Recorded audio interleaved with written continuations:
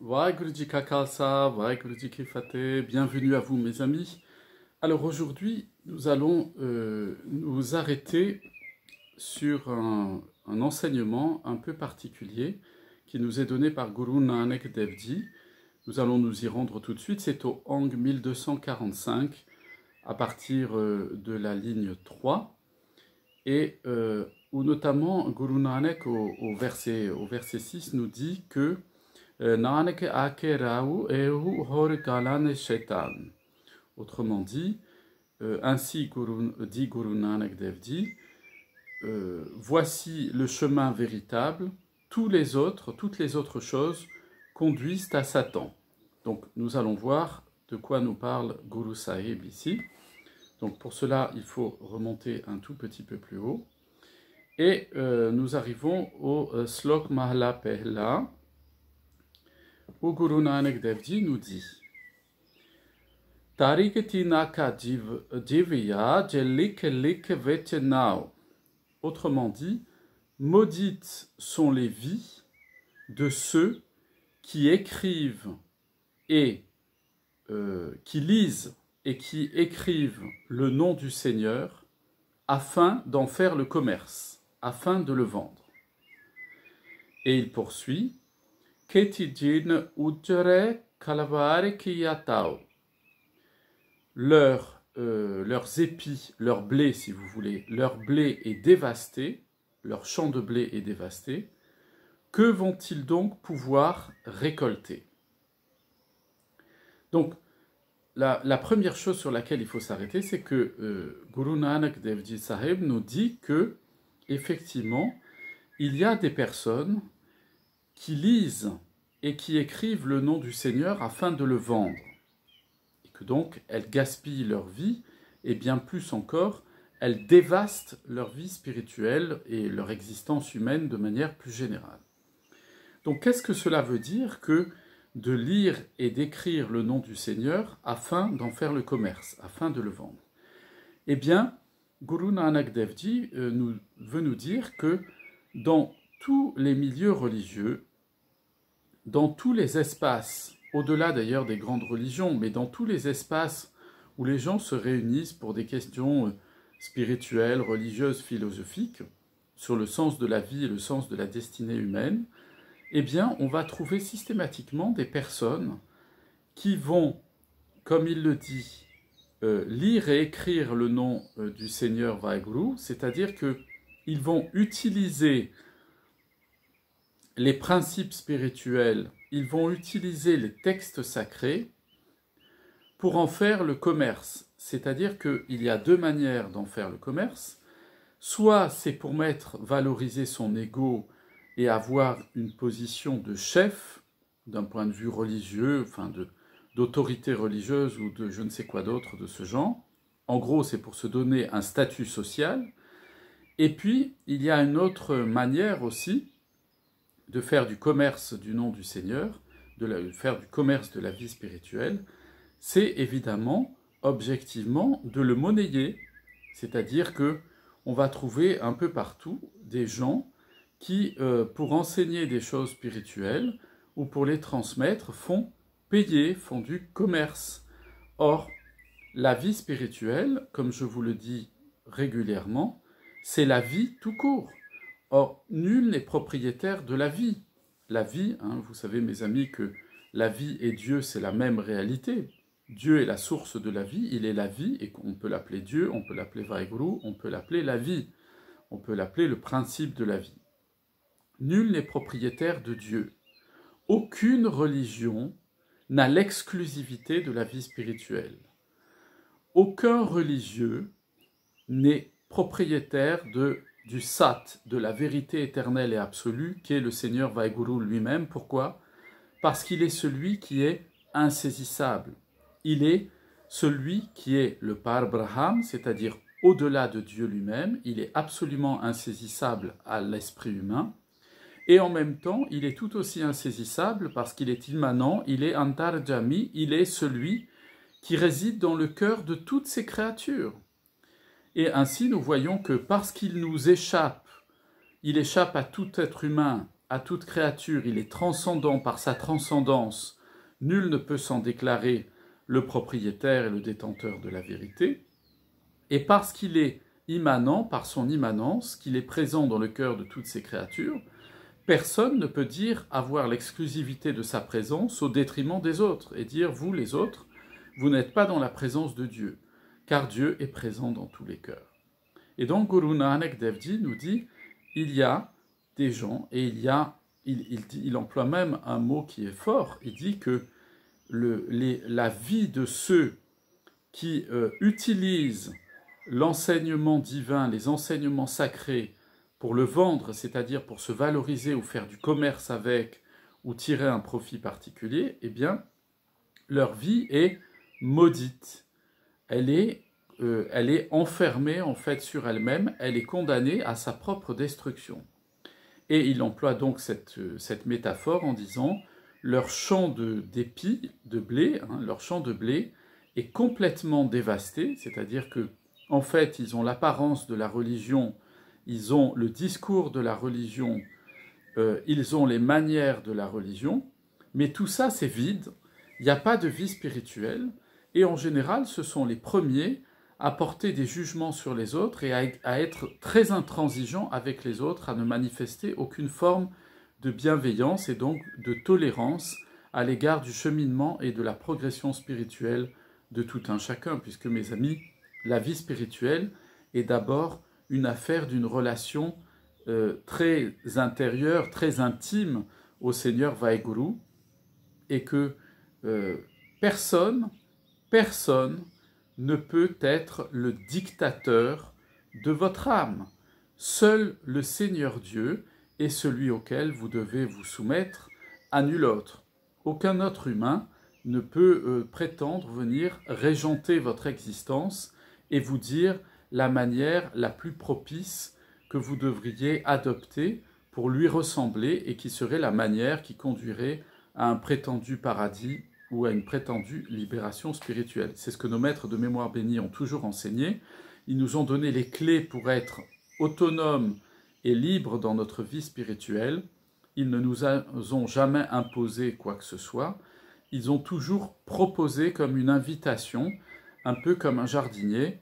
Lorsqu'il arrose les fleurs, il laisse ensuite la plante dans sa puissance et dans sa capacité, dans son potentiel. Eh bien, il lui laisse la capacité à s'épanouir telle qu'elle le souhaite, à faire un certain nombre de fleurs et à se répandre ça et là. Donc ça, c'est un point qui est très important et dont nous parle Guru Nanak Dev Ji aujourd'hui. Un peu plus loin, il poursuit en disant « Sache sarme pare age lahe nadad ». Autrement dit, manquant de vérité et d'humilité, ils ne pourront pas être appréciés dans l'autre monde. C'est-à-dire qu'une fois que ces personnes meurent, eh bien, elles sont réprouvées devant la cour du Seigneur Vaheguru. C'est-à-dire que ces personnes qui auront pourtant eu l'apparence de la religion, d'une religion très codifiée, très étroite, qui est une religion en fait qui est où le cœur est très resserré et qui est une religion qui n'est faite que d'obligations, de lois, d'impératifs, de jugements, de contraintes, de coercition permanente, eh bien Guru Nanak Dev Ji nous dit tout ça en fait ça cache un manque de vérité et d'humilité, c'est-à-dire vérité avec soi-même. Satche, c'est être vrai avec qui l'on est. Voilà, on est vrai devant le Seigneur Vaheguru, on est vrai devant ses frères et ses sœurs, on est comme on est. Et on essaie de progresser sur le chemin de la vie spirituelle, bien entendu, il ne s'agit pas de justifier une paresse spirituelle, mais on essaie de progresser chacun à son rythme. On ne doit pas faire avancer les gens dans la vie spirituelle à coups de cravache. Ça ne fonctionne pas comme ça, mes amis. Et malheureusement, c'est la tendance de notre monde dans le Kal-Juk, c'est soit le matérialisme, et on s'en fiche complètement de Dieu, du Seigneur Vaheguru, et on fait n'importe quoi, on s'alcoolise, on fume, on va coucher avec n'importe qui, etc. Et on traite son corps n'importe comment, on mange n'importe quoi, on vit n'importe comment, on vit la nuit, on dort le jour, enfin vous voyez, on ne respecte pas l'ordre divin, le hukam divin, ou bien alors, dans le Kal-Juk, l'excès inverse, c'est on est dans des religions de rigueur, des religions de jugement. Faire ceci, pas faire cela, avoir telle longueur de vêtements ou pas telle autre chose, prier de telle manière ou pas, avoir parlé à telle personne ou pas, manger avec telle personne ou pas, et ainsi de suite. Et cette espèce de dictature religieuse comme ça, qui est la même chose que la dictature matérialiste. Parce que mes amis, dans le Kal-Juk, celui qui s'en fiche de Dieu et celui qui est un religieux complètement enfermé sur ses obligations religieuses, c'est la même personne.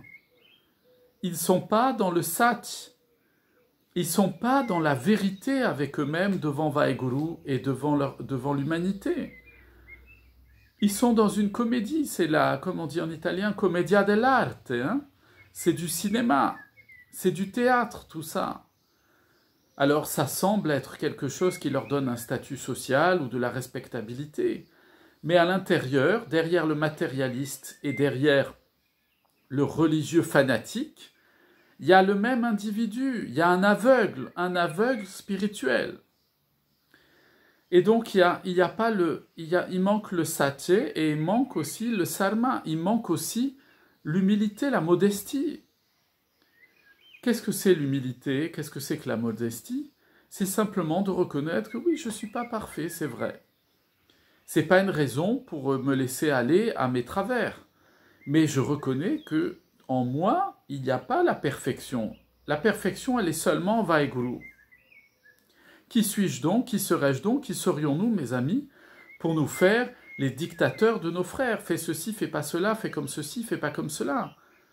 Et ça va même plus loin, ça va jusqu'à rejeter les gens dans les communautés religieuses, parce qu'il n'est pas comme nous, il agit pas comme nous, il fait pas comme nous. On lui parle plus, on lui tourne le dos. Qu'est-ce que c'est, mes amis, ça? C'est pas la vie spirituelle. C'est pas la vie spirituelle. C'est le manque de vérité, le manque d'humilité, ça s'appelle l'hypocrisie. L'hypocrisie matérialiste, mais il y a aussi l'hypocrisie religieuse.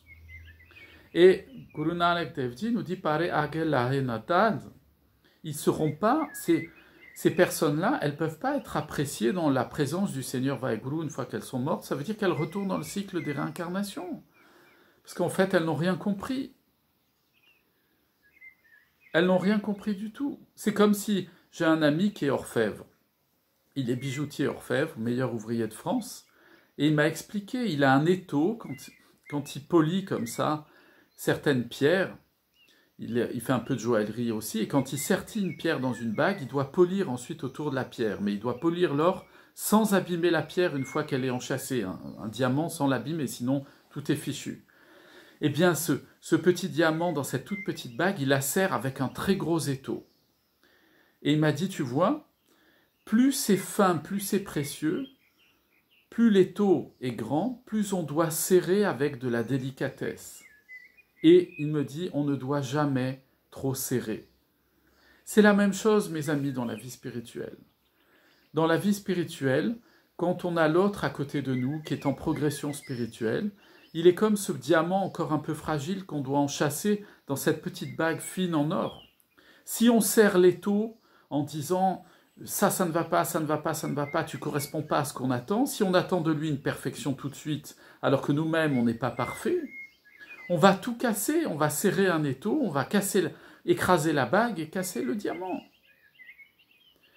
C'est la même chose dans la vie spirituelle. Le seul qui a la main sur l'étau pour le serrer, pour pouvoir enchâsser le diamant dans la bague, le seul qui est capable d'enchâsser sa présence dans notre cœur et de serrer l'étau de l'existence de la vie, c'est le Seigneur Vaheguru et personne d'autre. Personne d'autre, mes amis, ne peut faire ça. Et il y en a tant, Dieu nous en préserve, il y en a tant aujourd'hui qui passent leur temps à serrer l'étau, à se prendre pour Dieu et pour vouloir que les autres ressemblent à l'idéal que eux-mêmes n'ont pas été capables d'atteindre. Il faut les fuir, il faut être gentil avec eux, il faut leur dire bonjour, etc. Mais il ne faut pas perdre leur temps avec tout. Ils sont là pour couper les cheveux en quatre, et ça, et ça, et ça. Ils passent leur temps à vous montrer tout ce qui ne va pas dans votre vie, ils vous font déprimer. La vie spirituelle, elle apporte de l'amour, de la joie, du bonheur. C'est comme ça qu'on fait grandir quelqu'un. on le fait grandir avec la bienveillance, pas avec des bastonnades, pas avec des coups. On fait grandir avec de l'amour et de la bienveillance. C'est comme ça que l'autre accepte à la fois de se corriger, de grandir et de s'améliorer. Et c'est aussi comme ça que nous, on peut grandir et nous améliorer si quelqu'un nous accompagne avec bienveillance et avec amour. Pas à coup de cravache. Même les chevaux, mes amis, quand ils sont attelés à une charrette, si vous passez votre temps à leur donner des coups de fouet, ils vont vous renverser la charrette, ils vont vous mettre par terre. Et c'est normal. Le moteur de la vie, c'est pas les coups. Le moteur de la vie, c'est pas les sanctions, les punitions, les reproches, les remarques, les admonestations. Le moteur de la vie, c'est l'amour, la bonté, la bienveillance, la paix, la fraternité. Vraiment, ce sont les valeurs fondamentales qui sont la source même de la vie. Tout le reste, laissez tomber, ça sert à rien. Ça sert à faire des gens frustrés, aigris, et qui ont une vie spirituelle qui est pire que l'enfer, qui est pire que la cité de la mort. On poursuit, Guru Nanak Dev Ji nous dit « Akale e na akiye, akale gaviye pad » La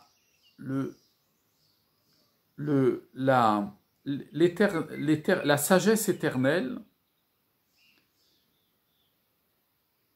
qui n'a pas, la sagesse, pardon, qui n'a pas qui est sans argument, on ne peut pas l'appeler la sagesse. C'est-à-dire que, plus exactement, la sagesse qui entraîne ensuite des disputes entre les gens, des discussions permanentes. Vous avez des gens pour qui la sagesse, c'est de tout le temps être en contradiction avec les autres. Tout le temps, dès que quelqu'un dit quelque chose, dire son contraire et venir l'embêter, et ceci, et tu as dit cela, et ceci, et cela. Ça, c'est pas la sagesse, dit Guru Nanak Dev Ji. Il poursuit en disant « Akeli sahib seviye akeli paye man » Pourquoi? Parce que Guru Nanak nous dit « La sagesse, elle nous conduit à servir le Seigneur, notre Maître. » Et au travers de la sagesse, on obtient l'honneur. Pourquoi? Parce que la source les conséquences, pardon, la source et la conséquence de la sagesse, c'est sukha, c'est la paix intérieure. C'est le sahaj, c'est l'équilibre intérieur. C'est de l'équilibre, la sagesse. C'est pas la guerre en permanence. C'est pas de chipoter, d'argumenter en permanence et de se disputer. Et toi, tu fais comme ça, et moi, je fais comme ça, et moi, je suis mieux que toi. C'est pas la sagesse, ça. Guru Nanak poursuit « Akeli parke puchiye akeli kiche dan » La sagesse ne vient pas de la lecture des livres. Pourquoi est-ce que Guru Nanak nous dit ça? Il ne nous dit pas qu'il ne faut pas lire les enseignements sacrés, mais il nous dit que si on pense que simplement connaître les textes sacrés, ça suffit pour être sage, c'est pas vrai, on se trompe. Et voilà ce qu'il nous dit. Donc, Akeli Kichetan, pourquoi? Parce que la sagesse, elle nous inspire à partager avec les autres ce que nous avons, à faire la charité. Autrement dit, dans ce verset-là de la Bani, Guru Nanak Dev Ji nous dit « Bien sûr que la sagesse, elle provient des textes sacrés, mais à condition qu'elle te pousse à devenir charitable, à mettre en œuvre ce que tu as appris dans les textes. Parce que si tu ne mets pas en œuvre dans ta vie la sagesse que tu as reçue, tu es un hypocrite, tu te trompes toi-même, tu t'illusionnes toi-même et tu trompes les autres. Et d'ailleurs, tu ne vas pas les tromper longtemps, ils vont finir par rigoler. La sagesse, c'est de prendre ce qui est dans la tête et de le faire passer dans les mains et dans les pieds, c'est-à-dire de le transformer en karam, en action perceptible. La sagesse, dans les textes sacrés, elle te conduit à la compassion universelle, à l'amour universel, à la bienveillance envers toutes les créatures. Eh bien, si dans ta vie quotidienne, on ne peut pas vérifier ça, alors il y a un problème. Toi, tu crois être sage à tes propres yeux, mais tu ne l'es pas. Et Guru Nanak de poursuivre, Nanak akeraou heu horgalan Shaitan. Ainsi dit Guru Nanak Dev Ji, voici le chemin véritable. Donc il dit le chemin véritable, c'est lorsqu'on on met en pratique, en œuvre les enseignements spirituels et sacrés qu'on a reçus. Ça, c'est la voie spirituelle par excellence, quand on met en pratique ce qu'on nous a enseigné. Et Guru Nanak de poursuivre, tout le reste nous conduit jusqu'à Satan. Et Satan, Shaitan, Satan, qui est le Satan? Je vous en ai déjà parlé par ailleurs, je vous renvoie à mon enseignement à ce sujet. Le Satan, son nom, ça veut dire celui qui divise, celui qui fait entrer dans le monde de la dualité, dans le monde du maya, de l'illusion. C'est le monde de l'hypocrisie, c'est le monde où c'est faux, c'est du toc, où la vie spirituelle, elle est une illusion que l'on a de soi-même, où l'on se prend pour ce que l'on n'est pas.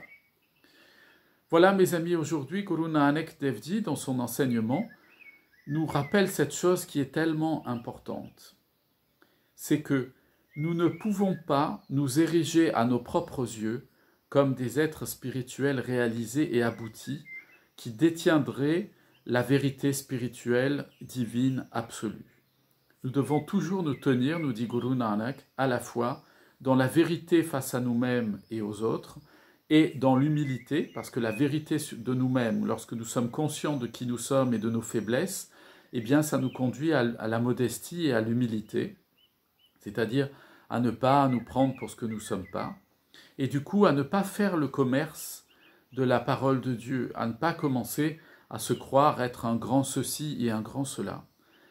Et alors, de là, découle le fait que nous savons que la vie spirituelle, la sagesse spirituelle véritable, c'est non pas celle qui repose sur des discussions d'arguments philosophiques, mais c'est celle qui fait que dans notre vie, nous, les autres et nous-mêmes, nous voyons la réalisation de ce que nous avons entendu dans les enseignements spirituels et que notre vie est modelée par le Seigneur Vaheguru lui-même, c'est lui-même qui l'a conduit et que ce n'est plus notre Romé, notre ego, qui prend les commandes de notre esprit, de notre mental, pour nous diriger dans les chemins qui ne sont pas bons pour nous.